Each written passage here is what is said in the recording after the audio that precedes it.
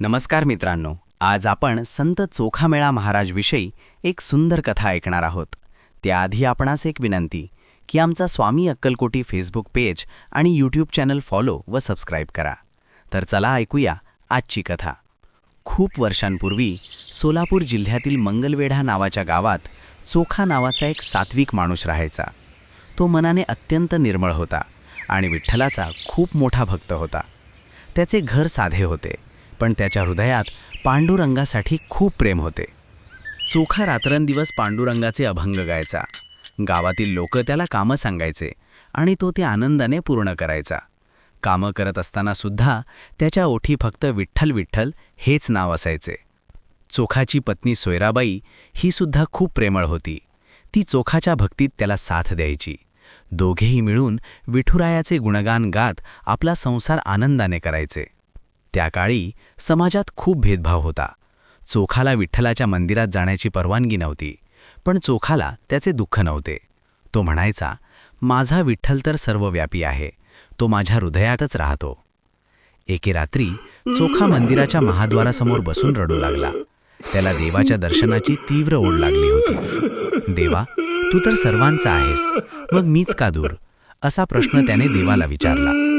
म्हणतात की चोखाची भक्ती पाहून स्वतः पांडुरंग एका श्रमिकाचे रूप घेऊन आले. चोखाला कामात सहाय्यता करण्यासाठी तो अनोळखी माणूस त्याच्यासोबत कामं करू लागला.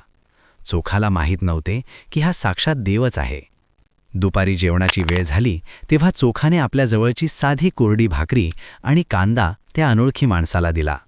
दोघांनी मिळून मोठ्या आनंदाने ते साधे जेवण जेवले. देवाला ती भाकरी कोणत्याही पक्वान्नापेक्षा गोड लागली. एके दिवशी मंगलवेढ्याच्या गावकुसाच्या भिंतीचे काम सुरू होते. चोखा इतर श्रमिकांसोबत ती भिंत बांधण्याचे कार्य करत होता. तो खूप कष्ट करत होता आणि सतत विठ्ठलाचे नाव घेत होता. अचानक एक मोठी दुर्घटना घडली. ती कच्ची भिंत कोसळली आणि त्याखाली चोखा दबला गेला. चोखाचे भौतिक शरीर संपले, पण त्याची भक्ती अमर झाली. संपूर्ण गाव या घटनेने हळहळले. जेव्हा संत नामदेव तिथे आले तेव्हा त्यांना एक चमत्कार दिसला. तिथल्या प्रत्येक हाडातून विठ्ठल विठ्ठल असा आवाज येत होता.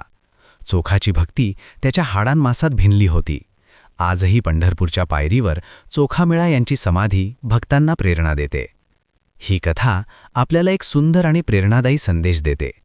खरे सुख बाह्य गोष्टींमध्ये नसून आपल्या अंतःकरणातील श्रद्धा, प्रेम आणि समाधानात असते.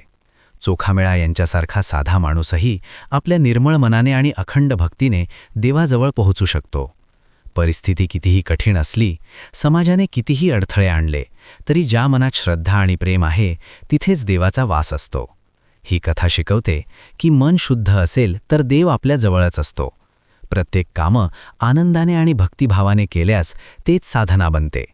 भेदभावापेक्षा प्रेम आणि समानता अधिक महत्त्वाची आहे. खऱ्या भक्तीला कधीही अडथळे थांबवू शकत नाहीत.